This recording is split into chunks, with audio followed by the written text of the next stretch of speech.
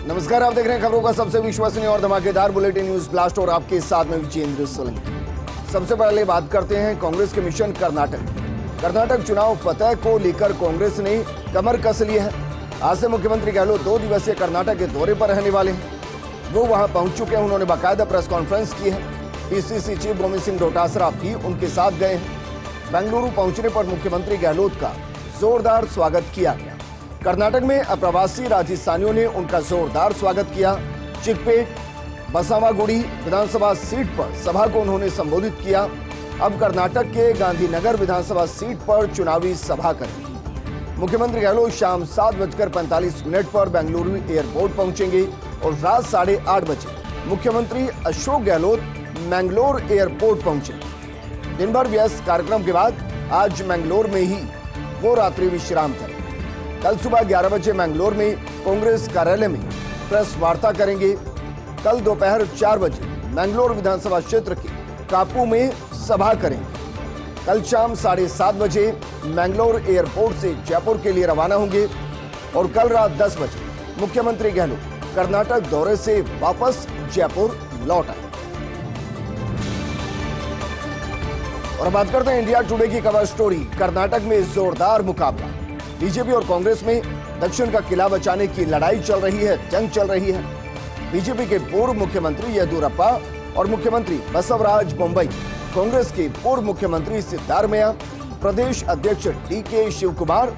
कर्नाटक की हार जीत में इन 4 नेताओं की महत्वपूर्ण भूमिका रही। बीजेपी कांग्रेस की लड़ाई में छुपा रुस्तम बन सकती है जदस। कर्नाटक में कई सीटों पर तिकोना मुकाबला होगा, त्रिकोणीय मुकाबला होता हुआ नजर आएगा और इस पर सबकी नजरें टिकी हुई है क्योंकि दोनों ही पार्टियों ने अपनी पूरी ताकत कर्नाटक में झोंकी।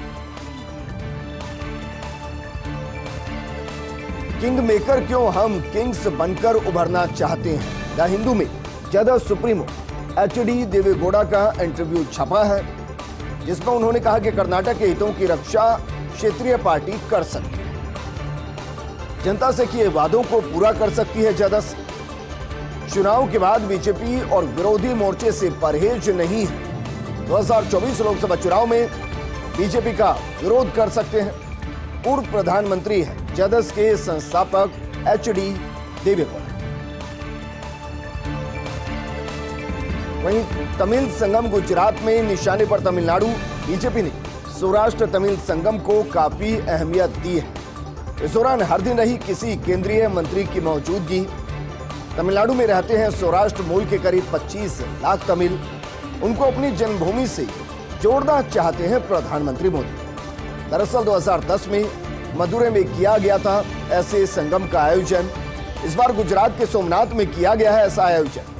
क्या इससे तमिलनाडु में बीजेपी को मिल सकता है फायदा? नजर इसी तरह। और बात करते हैं इंडियन एक्सप्रेस में कांग्रेस नेता महादेवप्पा के इंटरव्यू। कर्नाटक में बीजेपी ने मुस्लिमों से छीना आरक्षण कोटा। तिरुपति के लड्डू की तरह आरक्षण कोटा बांट रही है बीजेपी और इस तरह मतदाता कांग्रेस के साथ है।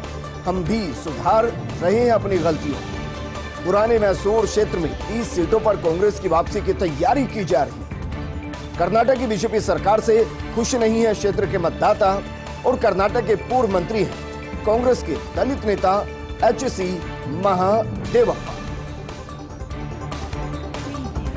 वहीं इंडियन एक्सप्रेस में पहलवान विनेश फोगाट का इंटरव्यू छपा है। वो कहती हैं कि जब कोई महिला आवाज उठाती है तो उसी पर हमला किया जाता है। हम उठा रहे बृजभूषण शरण सिंह के खिलाफ आवाज।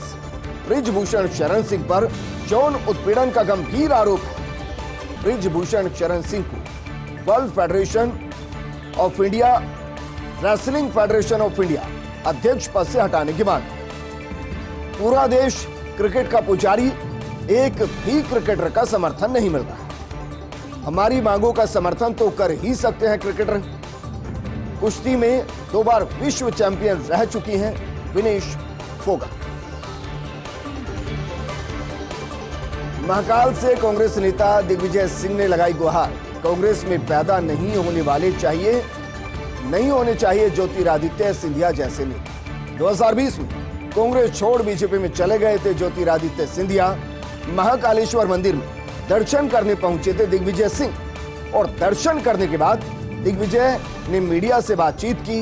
दिग्विजय सिंह के बयान पर ज्योतिरादित्य ने ट्वीट किया और महाकाल से प्रार्थना करेंगे भारत में पैदा ना हो दिग्विजय जैसा। सिंधिया समर्थक तुलसी सिलावट, महेंद्र सिंह एक कदम आगे निकल गए। सिलावट ने की दिग्विजय सिंह के चीन में पैदा होने की प्रार्थना और महेंद्र सिंह ने कहा कि ना चीन नहीं, पाकिस्तान में होना चाहिए उनका दूसरा जन्म। आखिर किसकी मनोकामना पूरी कर सकते हैं महाकाल। वहीं केंद्रीय मंत्री जी किशन रेड्डी की तबीयत खराब है। पेट के ऊपरी हिस्से में तकलीफ के बाद उनको दिल्ली एम्स में भर्ती किया गया। डॉक्टर्स की गहन देखरेख में चल रहा जी किशन रेड्डी का उपचार। दिल्ली एम्स ने अपने हेल्थ अपडेट में बताया, जी किशन रेड्डी को रविवार रात 10:50 पर एम्स में भर्ती किया गया। कार्डियो न्यूरो सेंटर की हृदय देखभाल इकाई में भर्ती है केंद्रीय मंत्री। फिलहाल उनकी स्थिति ठीक है और नियमित गतिविधियां कर रहे हैं।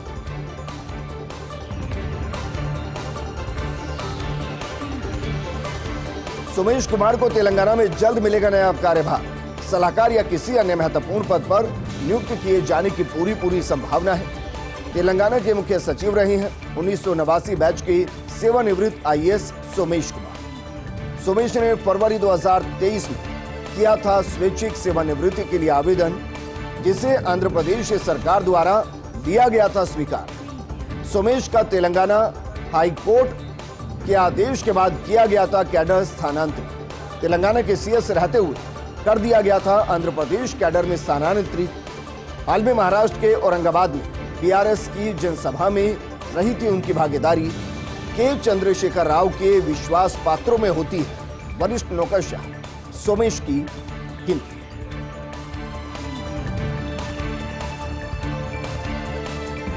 वहीं विवेक रंजन बने सीबीआईसी के सदस्य। प्रधान मुख्य आयुक्त जीएसटी और सीएक्सएल जोन अहमदाबाद है रंजन। 1988 बैच के भारतीय राजस्व सेवा के अधिकारी हैं विवेक रंजन। कैबिनेट की नियुक्त समिति ने दी विवेक रंजन की नियुक्ति को मंजूरी। Legal initiative for forest and environment यानी कि लाइफ, ऋत्विक दत्ता की संस्था लाइफ का FCRA लाइसेंस रद्द कर दिया गया है। पहले गृह मंत्रालय ने किया था 180 दिन के लिए निलंबन। पिछले हफ्ते सीबीआई ने शुरू की थी लाइफ के खिलाफ जांच। 2013-14 में लाइफ ने अर्थ साइंस से लिए थे 41 लाख रुपए। 2016 से 21 के दौरान लाइफ को विदेश से मिले 22 करोड़ रुपए। विदेशों से मिली धनराशि के दुरुपयोग की जांच कर रही है सीबीआई और इन सबके बीच में लाइफ का लाइसेंस रद्द कर दिया।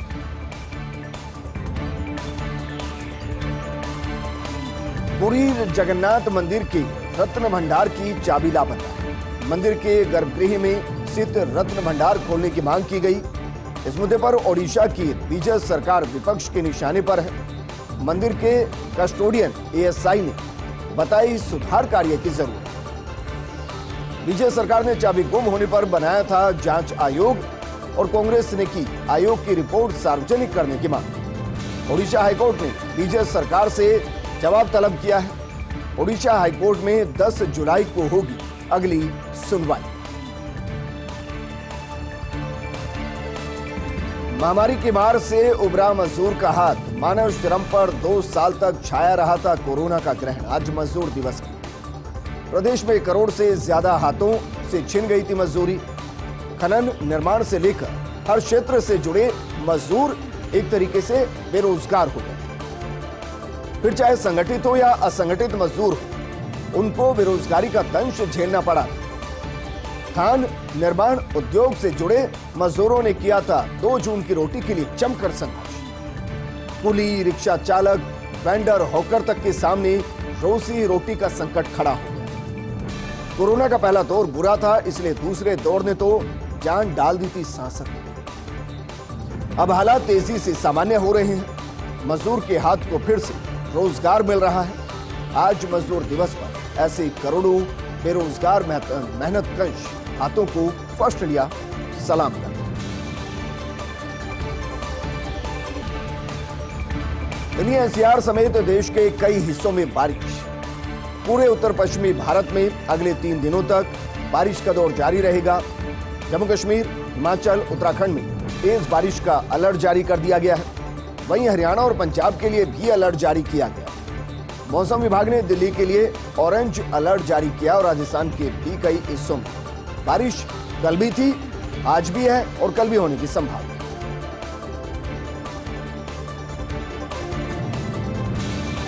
अंतर्राष्ट्रीय योग दिवस के काउंटडाउन का जयपुर में होगा आगाज।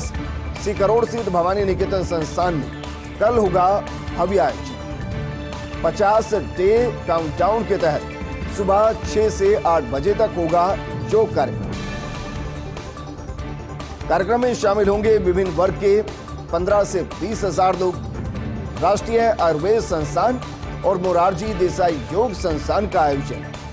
कार्यक्रम में बाकायदा राज्यपाल कलराज मिश्र होंगे, केंद्रीय आयुष मंत्री सर्बानंद सोनोवाल होंगे, केंद्रीय मंत्री गजेंद्र सिंह शेखावत होंगे, कैलाश चौधरी होंगे, अर्जुना मेघवाल, आयुष राज्य मंत्री डॉक्टर मुंजपारा महेंद्र भाई, कालू भाई, जयपुर सांसद रामचंद्र बोहरा, सांसद दिया कुमारी, आयुष मंत्रालय के सचिव वैद राजेश कोटेचा समेत कई अतिथि अंतर्राष्ट्रीय योग डे के 50 दिवसीय काउंटडाउन समारोह में शिरकत करेंगे। राजस्थान समेत देश भर के 21 जून को मनाया जाएगा अंतर्राष्ट्रीय योग दिवस।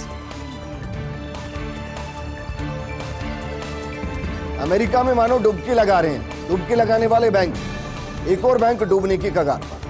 फर्स्ट रिपब्लिक बैंक को जेपी मॉर्गन ने खरीदा है।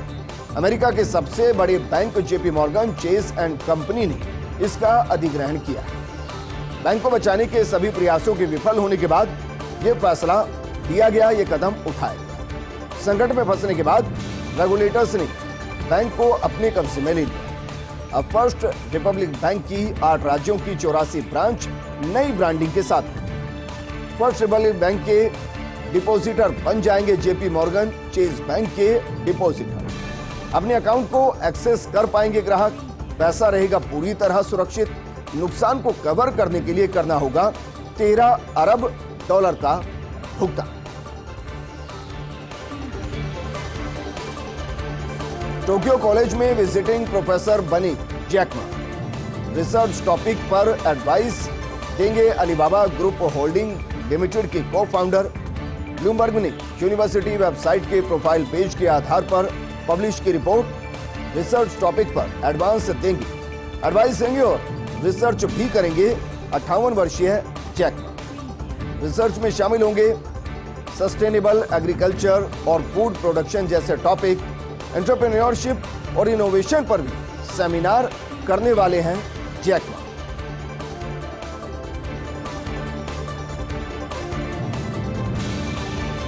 आखिर कब पूरा होगा इंतजार, ये सवाल बड़ा है, क्योंकि राजनीतिक नियुक्तियों के लिए लंबे समय से लोगों को इंतजार है, नेताओं को इंतजार है। सूत्रों के अनुसार राज्यपाल कलराज मिश्र के पास पेंडिंग है फाइल में 15 यूआईटी चेयरमैन और 14 अन्य चेयरमैन के नाम शामिल हैं, जबकि फाइल में लंबित अन्य नामों में यूआईटी बोर्ड निगम के सदस्य और निगम के मनोनीत पार्षद, कुल मिलाकर 400 कांग्रेस नेताओं और कार्यकर्ताओं के नाम इस लिस्ट में शामिल। नियमित प्रक्रिया के तहत राजभवन पहुंच चुकी है फाइल। आखिर राजभवन में क्यों रुकी हुई है फाइल, ये बड़ा सवाल। अब सभी को इंतजार है कि आखिर कब होगा नामों का औपचारिक ऐलान।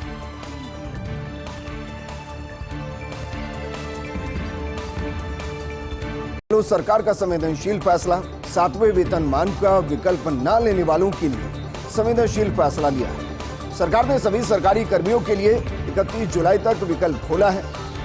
सरकारी कर्मी जिन्होंने नहीं भरा 7वें वेतनमान का विकल्प या जिन्होंने भर दिया था पहले गलत विकल्प, उन्हें दिया है 1 जनवरी 2016 से लागू 7वां वेतनमान चुनने का मौका। जिन्होंने गलत विकल्प भरा और वो बदलना चाहते हैं तो री ऑप्शन का दिया 31 जुलाई 2023 तक चांस।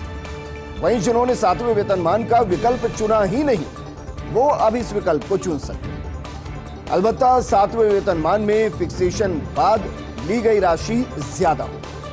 तो ली जाने वाली राशि में से ली गई अगर ज्यादा राशि तो वो राशि कर्मी से वसूल हो। उच्च स्तरीय अनुमोदन के बाद वित्त सचिव बजट ने जारी किया आदेश। वहीं अवैध खनन पर अब तक सबसे बड़ा अभियान एसीएस डॉक्टर सुबोध अग्रवाल के नेतृत्व में अभियान को आगे बढ़ाया गया। खनन निदेशक संदेश नायक लगातार फीडबैक लेते रहे। अभियान के 272 दिनों में कुल 6012 नए अवैध खनन मामले, निर्गमन और भंडारण के अब तक मामले सामने आ चुके हैं। खान, पुलिस और वन विभाग का संयुक्त अभियान और अभी तक कुल अगर बात की जाए तो 1342 एफआईआर दर्ज हुई है। कुल 787 को गिरफ्तार किया गया। इस दौरान 203 बड़ी मशीनों सहित कुल 5894 वाहन और मशीन जब्त किए गए। टीमों ने करोड़ों की कीमत का 11,190 टन खनिज भी जब्त किया। अभियान में अभी तक 33.42 करोड़ यानी कि 33 करोड़ 42 लाख रुपए की जुर्माना राशि वसूली गई है। अतिरिक्त निदेशक वाईएस सहवाग मॉनिटरिंग कर रहे हैं। और बात करते हैं रीजनल पासपोर्ट कार्यालय की कार्रवाई की। फर्जी दस्तावेजों से पासपोर्ट बनाने की साजिश को पकड़ा गया है। कूटरचित दस्तावेज तैयार कर पासपोर्ट बनाने की कोशिश करते पकड़ा गया। पासपोर्ट कार्यालय ने दस्तावेजों की जांच में पकड़े मामले अब तक 30 पासपोर्ट आवेदकों के विरुद्ध एफआईआर दर्ज की गई। पासपोर्ट आवेदन पत्र के साथ लगाए गए थे फर्जी दस्तावेज और उसी आधार पर इन कार्रवाइयों को अंजाम दिया गया।